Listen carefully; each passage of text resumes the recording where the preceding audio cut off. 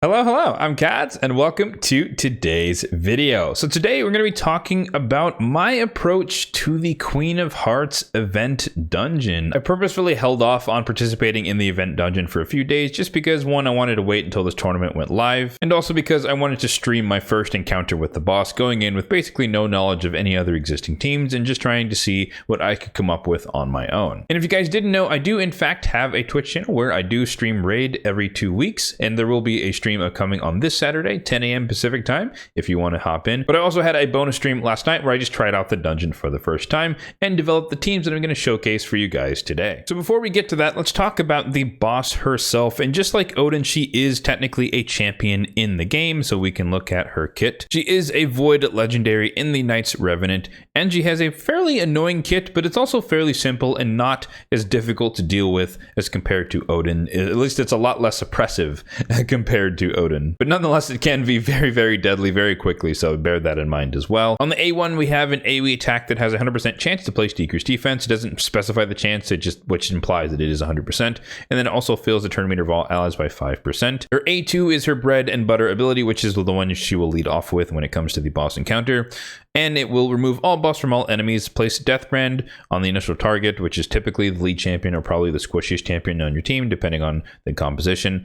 And then it also places True Fear on all enemies for 1 turn. And Death Brand is simply a debuff, which can be cleansed, thankfully, but if the target dies with that debuff on, then they cannot be revived. So essentially, it's block revive as a physical debuff instead of a hidden debuff that's applied with certain abilities and skills and passives in the game. And then on the A3, she has a toned down version of Lady Mikage's ally attack, where you get increased attack, and it brings in all allies to attack a single enemy. And then if someone happens to die as a result of that attack, then she reduces the cooldown of her A2, which can be very, very annoying if you get stuck in a cycle of True Fears and whatnot. It's also worth noting that because she is the ally attacking champion, she will be the first to attack, meaning that she will try to place the AoE or place the decreased defense on an AoE, so it can stack up to a significant amount of damage if you let this go unchecked, on top of course, placing increased attack on all the allies. And then arguably the most important thing to consider when you're constructing a team is that her passive here, for every 10 buffs you put on your allies, it will grant her an extra turn. And this can stack, meaning that she can get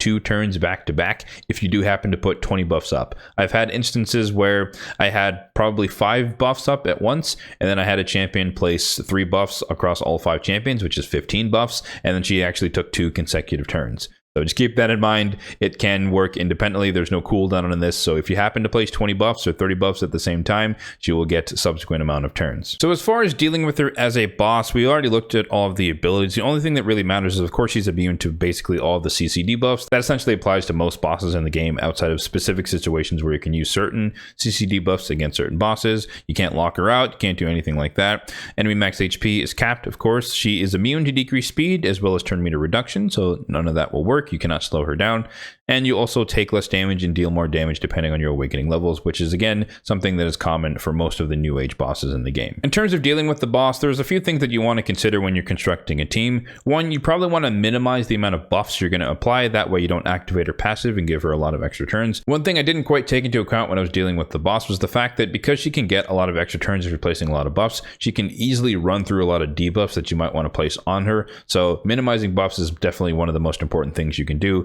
if possible. Of course, when we see True Fear from an enemy, then Inquisitor Shamael always comes to mind, and of course his passive does work in this fight, so he's probably one of the strongest, if not the best champion to deal with the Fear champions, although you can deal with it in other ways, like a Doom Priest or Tuhanarok or a High Mother Mod. Block debuffs, of course, will protect you and help you when it comes to the AoE decreased defense, but again, bear in mind that she's going to start with the buff strip ability, so if it's not protected in the protection set or some other protected buff ability, then she could just rip them right off, and then you'll be susceptible to the decreased defense. And then the ally attack, honestly, the best way to deal with this is, one, place block buffs if you can, so that she won't get increased attack, therefore she won't deal more damage.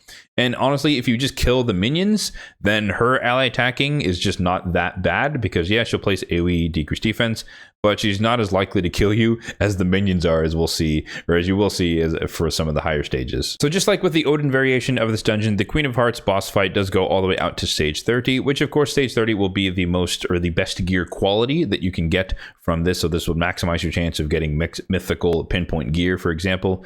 but I still think that majority of people should probably opt to start to farm stage 20 just because you get the best points per energy, so it's still the most efficient stage when it comes to points in tournaments and points in Dungeon Divers. And in terms of what I have to showcase for you guys at the moment, I'm going to be focusing on stage 20. I have two teams. I have an epic only team, and then I have the team that I'm actually going to be using to farm stage 20. As you can see, technically I did beat stage 30, but it was on manual just to prove that I could do it, and I haven't quite figured out exactly how to deal with some of the mechanics from the minions in terms of running a team on auto. I've seen what some other people can do. Some of it I don't have the champions to pull the same types of teams off, but we'll get to that a little bit later when I talk about the team that I did use to beat stage 30 again on manual. So team number 1 is the epics only team, and this is kind of a team that I threw together this morning. It actually has a fairly simple and straightforward structure, and we could talk about potential substitutions if you want to go that route. So we have a debuffer. It could be anyone on the team. I elected for Spider because he does have, in addition to the decreased defense AoE, he also has a chance to place the weak version of Weaken.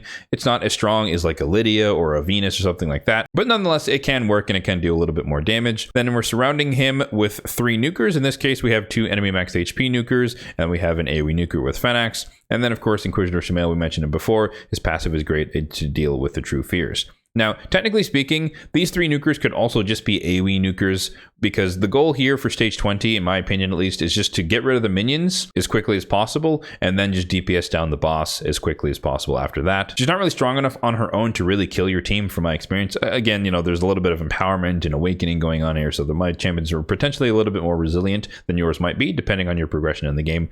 But I do think that as long as you have 3 nukers, you can kill the minions, you have a debuffer, it's going to be pretty straightforward from there, and the Queen of Hearts isn't really going to kill your team unless you let her get a bunch of turns. So once again, the 3 nukers could be anyone on your team, could be your arena nukers, could be whoever you happen to have. These are all like, or I guess we have 2 attack-based nukers and then 1 HV-based in terms of Husk. The debuffer could be anyone who's ideally Force affinity, just because of the affinity matchup with the minions here. So Mr. Rider Dahi can work, your War Maiden from the early game could work, and Spider could work, of course, if you wanted to build him out. And then Inquisitor Shamail, of course, is probably the best option when it comes to dealing with the true fears, but you can again also just run your High Mother mod if you happen to have her, a Doom Priest if you have her, or you could run a Cleanser, but ideally someone who doesn't have a lot of buffs with the cleanse, like a Wither the Crown comes to mind, Mithrala from Hydra if you want a more free-to-play option. So let's go ahead and run this team in action. And I will say here, this is not a fully optimized team, so we're not going to easily just one-shot the minions. That's just not the case necessarily, but we are going to take them down as quickly as possible. So we're doing a bunch of AoE damage there. We get the fears. They're all cleansed thanks to Shamail. I guess the side benefit of running the Husk is that he does have a potential to stun some of the minions, so that is kind of handy. But it's not paramount that he has to stun them all, just because they're relatively low after the first set of turns here from everyone else. And again, if I was optimizing this team around more champions with, say, you know, arena builds or just more savage, more things that are more catered to dealing with just dealing as much damage to minions as possible, then they'd probably kill it a little bit quicker. In this case, I was kind of optimizing around trying to kill the boss as quickly as possible, and so we have some enemy max HP in the mix. So with just over a minute or so, we should be able to get her down. Hopefully we get the decreased defense from Royal. There we go. Sweet. And then, yeah, just over a minute. Again, this is not a fully optimized team. You could probably do a little bit, or it could probably be a little bit more efficient if you're running just like your standard AoE nuker from like your arena team, like a Genbo the Dishonored could work. But I wanted to take advantage of the fact that we can use enemy max HP champions. And plus, like I mentioned, Husk has the chance to stun them, which could potentially save on some animation time. For the more advanced version of the composition, this is the team that I'm going to be running against the event dungeon while it is live. And you can see that we've swapped out a good amount of the champions, but the core functionality is exactly the same as it was before. We have 2 AoE nukers. They just happen to be the best on my account. It's not that you have to have a Harima and a Narcisse to pull this off. Just use whoever you have that are in your best savage gear. Again, these are arena built champions in my case. We're upgrading our debuffer to Gomlock Skyhide. I might be the only person in the game who's running Gomlock in this dungeon, but he does have AoE decreased defense and weaken on a 4-turn cooldown, but it doesn't really matter because you only need to use it once in this particular fight, and he is Force Affinity, which is nice, and then he also happens to have the 5-star Brimstone, which is nice in case we get bad RNG with the 3% resists. And then we're bringing in one of my favorite epic DPS boss killers in the game, and that is, of course, Whisper, to do the fun things that she can do. Now, this is a very, very fast team, so you blink and you'll miss it, and Inquisitor Shamail is in there for the same reason as before, but if everything goes well, we don't even really need to take advantage of his passive So this team, pretty much the same thing. We have our debuffer coming in here, placing decreased defense and weaken. Harima goes and kills one of the squishy ones. She softens up all the enemies. Narcisse finishes them off. And then Whisper comes in. We have her A3, and then she goes into the A2, finishes it off. Boom. 14-second farm. So super, super quick. Really, really fast. And like I said, Inquisitor Shamail's in there just in case we get bad RNG with the debuffs from Gomlock Skyhide. I ran the team without him in the composition and it still worked exactly the same. I guess it was a little bit faster. That's like the 12-second farm that you see there. That 2 seconds is Inquisitor to just taking 1 turn. But again, he's just in there just as a failsafe. If we do happen to get 3% resists, then she'll come in and do the True Fear thing, buff strip, and we just have him to cleanse all the fears off and just make sure that we have a 100% chance to succeed on the run. Once again, you can see that the core plan here is to kill the minions as quickly as possible and then kill the boss. In this case, she never gets a turn just because we're faster than her. But even if she does get a turn or two just with bad RNG, there's no one left around her to really do any damage. And just for transparency, I'll mention my failure that was trying to proceed through stage 28 through 30 on auto. That's where I got hard stuck because believe it or not, they have one of the nastiest combinations of champions as her minions. I really thought that she was going to be paired with a bunch of Knights Revenant champions, including the new Faction Unity champion for the Knights Rev. I thought that was kind of a coincidental launch at the same time, but no, instead she's using the 2 power couples from the Sacred Order in Cupidus and Venus, and Kaja and Timid from the Bannerlords. And essentially the problem I was running into is that I didn't have a reliable way of controlling Kaja, because if she gets a turn, she cleanses everyone off, and because it's Timid, it's a full cleanse, not the 2 debuff cleanse that she normally has on her own. And then of course Cupidus Venus, if you ever hit Cupidus, he slaps you into the ground, which is very deadly. Of course, it's even worse with her ally attack. If she gets an increased attack out there, you basically die. Timid the Fool is HP based, which means he has a ton of HP, which means he hits like an absolute truck if he ever gets a turn. And then Venus, of course, placing decreased defense and weaken on top of the potential for decreased defense from the boss herself is absolute instant death if they start to get turns. So my main struggle was trying to come up with a team on auto that can actively control Kaja the Rai, because when she's with Timid, she has a very special or upgraded version of her passive where if you try to decrease her turn meter, it will not decrease it at all, and in fact it will increase it by the amount you try to decrease it. So any turn meter control you try to do on her will actually boost her turn meter, which helps her cut in line and then potentially cleanse even more and get rid of any debuffs you might have placed on anybody else. So it's extremely risky to do turn meter drop in terms of a team composition. But also on the flip side, a lot of the turn meter increase champions have buffs, which means you're going to activate the Queen's passive, which means she comes in True Fears, which can be deadly, or just helps her cut in when she's not supposed to. And so you don't want to buff up too much by filling your turn meter and placing buffs, but you also don't want to decrease their turn meter because you're boosting Kajas. And so like I said, I ended up running this team and just kind of slowly tanking and burning them down. I used Ramontu to block the annoying passives that all of them have. So we got rid of the counterattacks from Cupidus.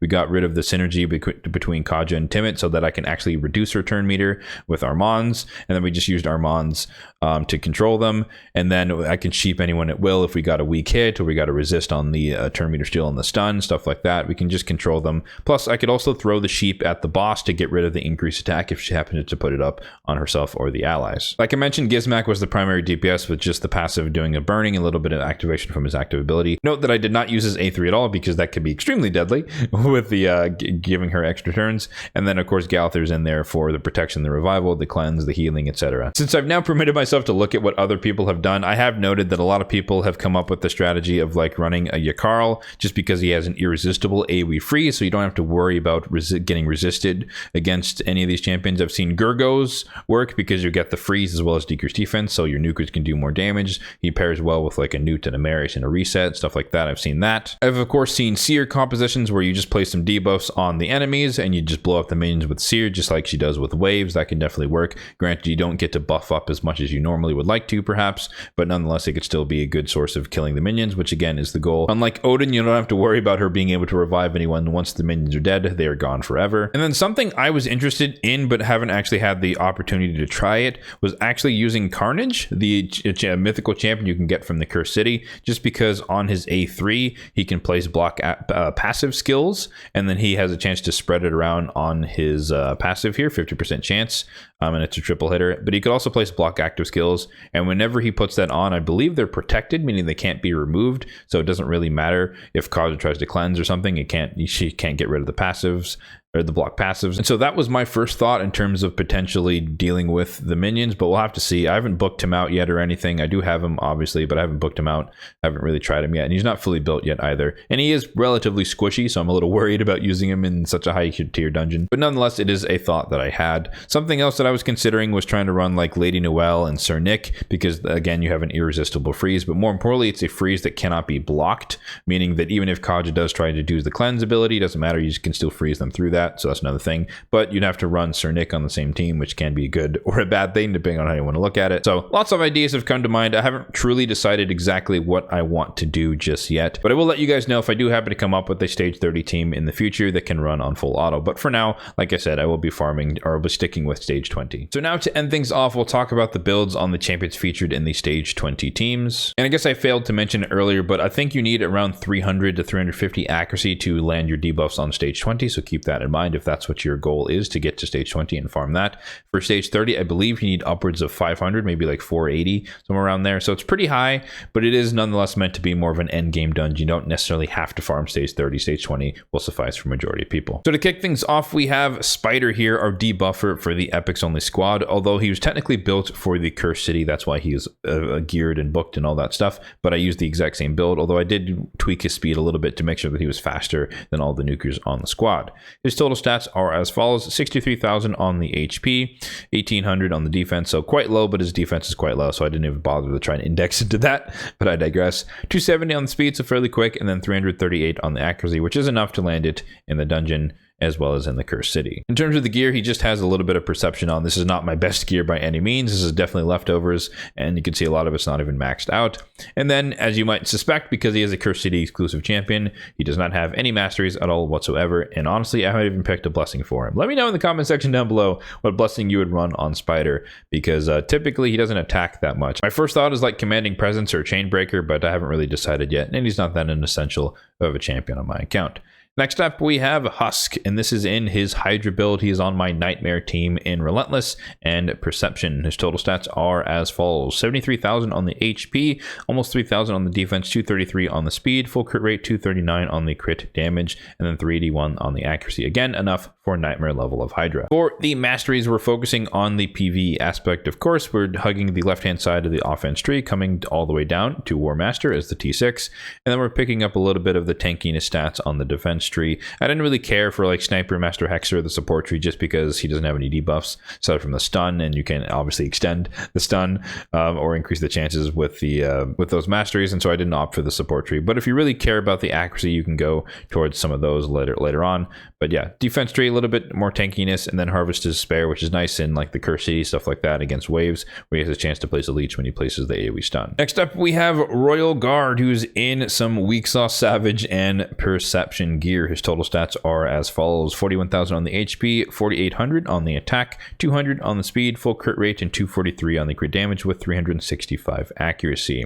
He was initially built, maybe not initially, but he used to be built for my Dark Fate team. His slot got replaced by Whisper, believe it or not, and I just haven't really decreased his accuracy since then. So in case I have to use him in the Cursed City against some sort of Fire Knight stage, a normal mode Fire Knight stage, he has enough accuracy to land debuffs against anything in the Cursed City. When it comes to the masteries, I still have like the old school like enemy max HP build, just in case I do have to run him in like a stage 20 challenge tournament or something like that. And so offense tree is kind of a mix of initial smacking nuker build with a little bit of enemy max HP ending on the crit damage with flawless execution at the end, and then picking up some of the support tree standard debuffer type masteries here, Lower Steel, Evil Eye, Sniper, and just the accuracy stuff along the way. Next up, we have my Fanax, who's in a lethal set, one of my best and favorite epic nukers on my account. Love blocking revive with the A1.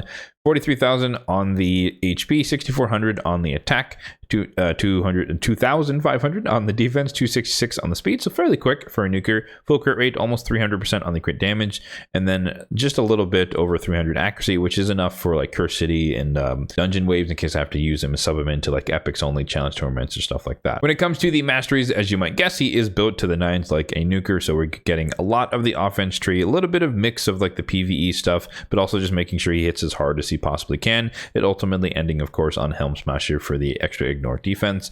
but we're also coming down the support tree. I know a lot of people, if he was purely an arena champion, would probably opt for the defense tree because a counterattack could be absolutely deadly if you can block revive by counterattacking somebody.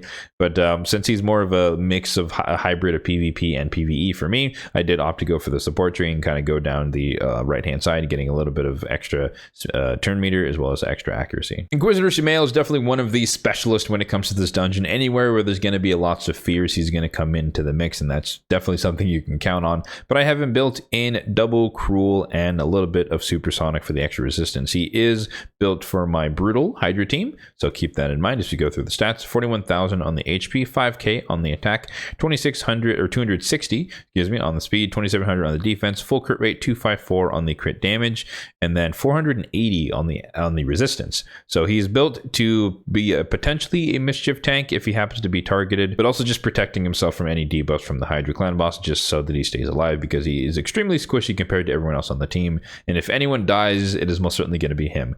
Definitely got lucky with the 6-star soul on him. And in terms of the blessing, I do have Heaven Cast. He ignores a lot of defense already on this ability here, as long as you have a couple of buffs on him. So you're just getting more damage by getting Heaven Cast. And then for the masteries, this is more of the PvE style of build. So we're still trying to get as much of the damage boosting stats as we can, or masteries as we can in the offense tree. But we're ultimately coming down here to end on Giant Slayer because he does have a triple hitter on the A3. But also he does a significant amount of counterattacks if you have a lot of debuffs hitting your squad. And so every time he counterattacks, he has an extra chance to place Giant Slayer procs, which can add up to a substantial amount of damage.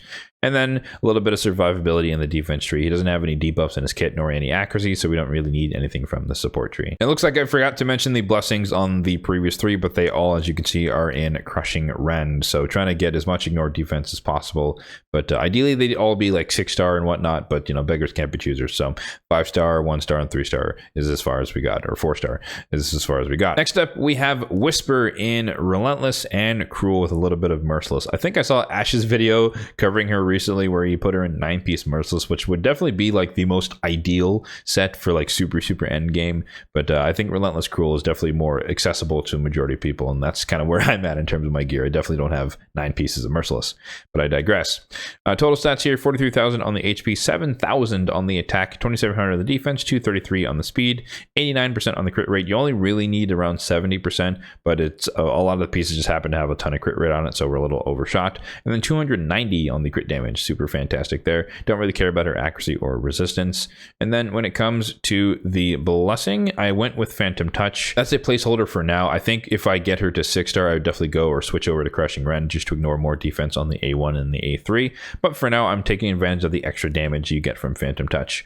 And then for the masteries, definitely in the boss killer mode here, just kind of similar to like a husk, so to speak. But we're getting the offense tree coming all the way down the left-hand side, and then we're ending on War Master. And note that I did pick up the extra attack on her because it's, we only need 70% crit rate because she provides her own buffs, and so you don't really need to get the crit rate by default like everyone else. And then defense tree, a little bit of extra defense, survivability, and then the counterattack, which can do a significant amount of damage if you just get her going in there with the counterattacks. Moving on to the legendaries, we have Gomlock Skyhide kicking things off, who's in a very unique build, but regen and immortal, and this is built specifically for my Sand Devil team. I don't run one of those cheesy teams with Godseeker Neri, a duo composition. I do run a full 5-man team, and I did make a video showcasing that team, so if you want to check that out, you can click on the card up above and you can check out that video as well. So his total stats are as follows: 68,000 on the HP, 3,900 on the defense, 254 on the speed, and then 550-ish on the accuracy. Again, he's optimized for the Sand Devil, so we do need a relatively high amount of accuracy and a good amount of speed as well.